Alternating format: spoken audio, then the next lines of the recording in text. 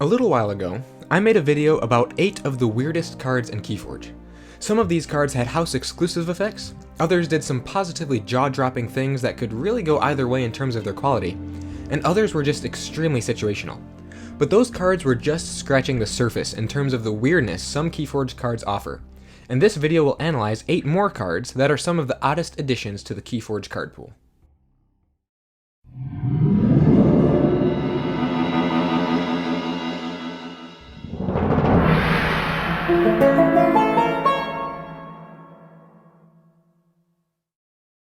Purging is a mechanic in KeyForge that isn't seen all too often, but this Logos artifact takes it to a whole different level, that of Spangler Box. Spangler Box is a card recommended to me by one of my viewers, and it reads, Action, purge a creature in play. If you do, your opponent gains control of Spangler Box. If Spangler Box leaves play, return to play all cards purged by Spangler Box.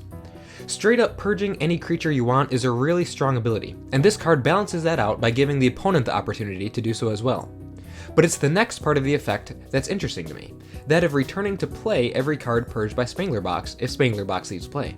It's similar to General Sherman, who purges creatures, but those creatures get returned to play when General Sherman leaves play. In both scenarios, the purge these cards provide is just a temporary fix. If the opponent has a creature in play that's really messing you up and stymieing your game plan, and you just have to get rid of it, Spangler Box can do that for you. If Spangler Box gets destroyed or something, that creature will be back eventually, but at least it's gone for a little while. Next up is an action card from House Brobnar, Take That Smartypants. It reads, Play, steal 2 Ember if your opponent has 3 or more Logos cards in play. So not only does this card have a weird name, but it also has one of the most non-Brobnar effects in the game. In fact, this is one of the only 2 Brobnar cards in all of KeyForge that steal, the other being Aegon the Terrible, which is that funky Worlds Collide creature that always comes paired with Aegon the Green. Not only is this card very situational, but it also interacts exclusively with House Logos, making it even more difficult to pull off. I feel like 9 times out of 10 this card is just played for its Ember bonus, and that's about it. The next card in this list is one from House Shadows, Imperial Traitor. It reads, Play, look at your opponent's hand. You may choose and purge a Sanctum card from it. Now this card is actually pretty interesting. For me, being able to purge a Sanctum card from the opponent's hand is just an added bonus to what the first part of the card offers. Getting to look at your opponent's hand is so valuable. Having all that knowledge of your opponent's upcoming turns and being able to play around their hand is massively useful. And if you get to purge a Sanctum card from their hand, like that Doorstep to Heaven they've been hanging on to for a while, like I said before, that's just an added bonus. Imperial Traitor's interaction with Sanctum makes the card a little funky, but the knowledge this card provides makes it one I'm never mad to see in a deck. The fourth card in this list is genuinely one of my least favorite cards in the game, the Brobnar creature Gargantes Scrapper. Gargantes Scrapper has Alpha, and reads, Play, if you have 3 Ember or more, deal 3 damage to an enemy creature. There are just so many things wrong with this card.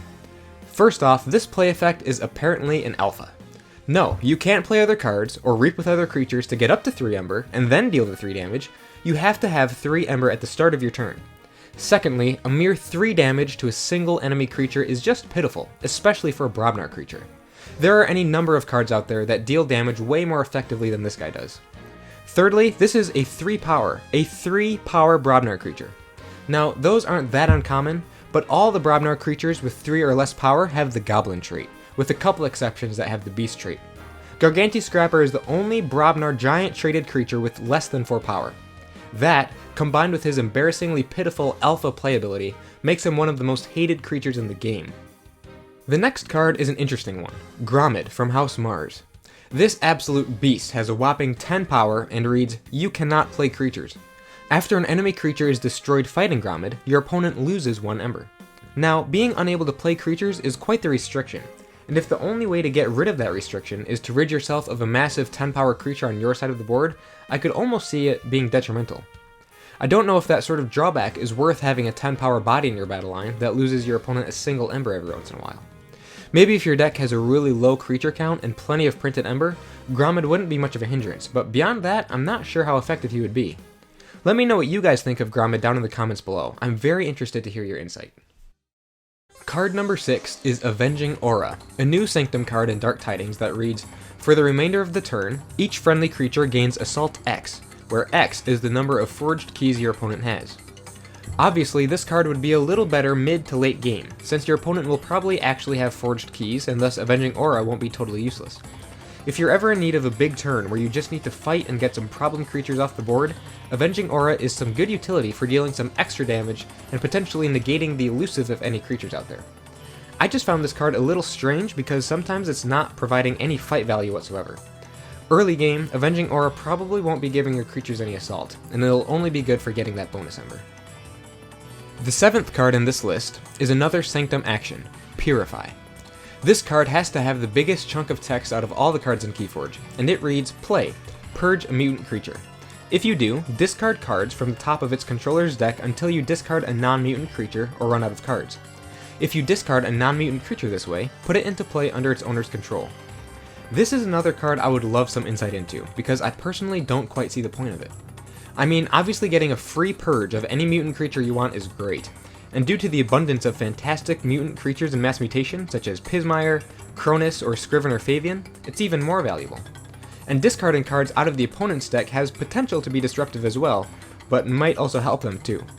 So I don't know, what are your guys' thoughts on Purify? I'm definitely interested to hear what you guys think. The last card in this list is yet another Sanctum one, the 7-power Sanctum creature, the Corpulent Collector. This guy reads, play, capture all of your opponent's Ember. Deal 1 damage to the Corpulent Collector for each Ember on it. At the end of the day, Ember Control is Ember Control, so I can't fault this creature for at least doing that. But if the opponent is at check at 7 or more Ember, Corpulent Collector fails completely. The Ember will kill him when it gets captured onto him, so he's totally useless at that point. And even if the opponent is at 6, wonderful, you get to capture 6 whole Ember onto a creature that only requires 1 more damage to destroy, which is, once again, still Ember Control, but certainly isn't ideal. He definitely succeeds at capturing less than that though, and if you can find a way to heal him up or otherwise protect him, he's not bad.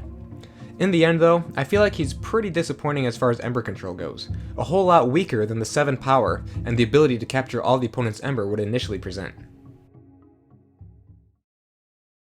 So, those are 8 more cards I thought were pretty funky and deserved a little discussion.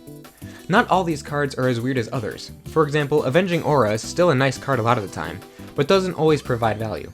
Some of these cards, on the other hand, are truly wacky, like Take That Smartypants, while others are straight trash, like Gargantes Scrapper. Let me know what you guys think about these cards, and if there are any others you think are just as weird or weirder. I really enjoy making videos about these rare, lesser known cards, so if you have any ideas, let me know. Thank you all so much for watching, and I can't wait to see you all again in the next one. See you later.